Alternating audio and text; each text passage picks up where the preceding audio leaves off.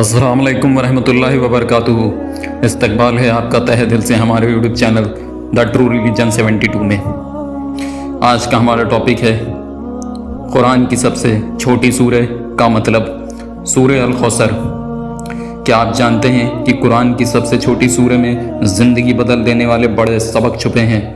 آئیے آج ہم سمجھیں گے سورہ کوثر، جو صرف 3 آیتوں کی ہے، لیکن اس میں جنت کی نعمتیں، صبر کا پیغام اور اللہ کی طرف سے جیت کی گارنٹی ہے۔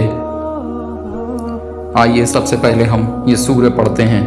بسم اللہ الرحمن الرحیم۔ انا اعطیناک الکوثر فصل لربک وانحر ان شانئک ھو الابتر۔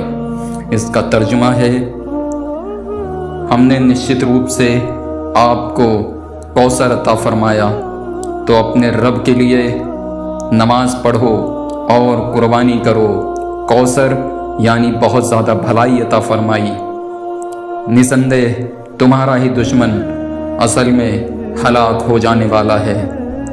نازل ہونے کا وقت، یہ سورہ مکہ میں نازل ہوئی اس وقت جب سرکار صلی اللہ علیہ وآلہ وسلم کو بہت تکلیفیں دی جا رہی تھیں۔ دشمن لوگ تانا مارتے تھے کہ محمد کے بیٹے نہیں ہیں، ان کی نسل ختم ہو جائے گی۔ وہ نبی صلی اللہ علیہ وآلہ وسلم کا مذاق اڑاتے اور کہتے کہ ان کا نام مٹ جائے گا، لیکن اسی وقت اللہ نے سورہ کوثر نازل کی تاکہ نبی صلی اللہ علیہ وآلہ وسلم کو تسلی دی جائے اور بتا دیا جائے کہ عزت اور شہرت اللہ کے ہاتھ میں ہے، دشمنوں کے ہاتھ میں نہیں۔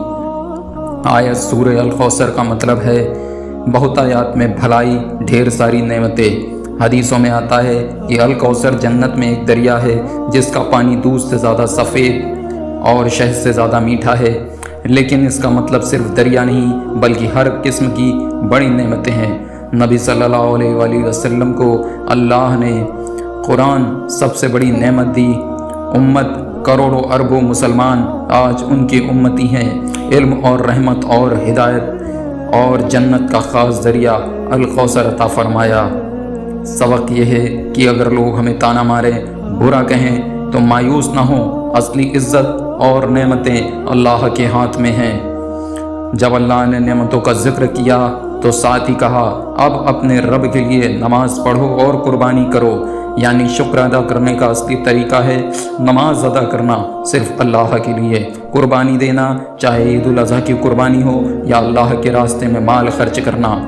سبق، صرف زبان سے شکریہ کافی نہیں، سچا شکر ہے عبادت اور عمل سے۔ دشمنوں نے کہا کہ نبی صلی اللہ علیہ وآلہ وسلم کی نسلیں ختم ہو جائیں گی، لیکن اللہ تعالیٰ نے فرمایا اصل میں تمہارا دشمن ہی کٹ جائے گا، مٹ جائے گا۔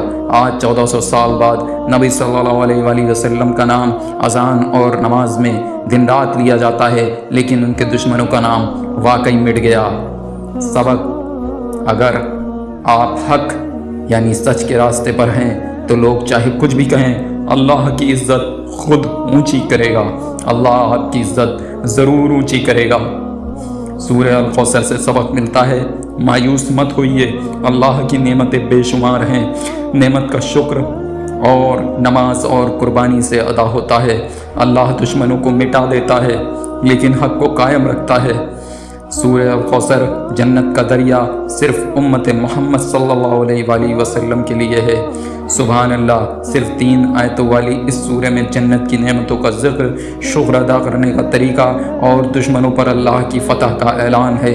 اللہ ہم سب کو الکوثر کے ذریعے سے پانی پینے کی توفیق دے، آمین، اور ایسے عمل کرنے کی توفیق فرمائے کہ ہم آقا کے ساتھ جنت میں ہوں۔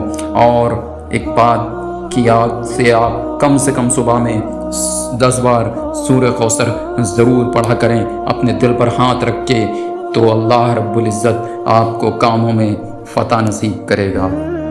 پھر ملیں گے کسی ایک نئی اسلامی ویڈیو کے ساتھ، تب تک کے لیے گزارش ہے ہمارے چینل کو سبسکرائب کریں، ویڈیو کو شیئر کریں۔ السلام علیکم، اللہ حافظ۔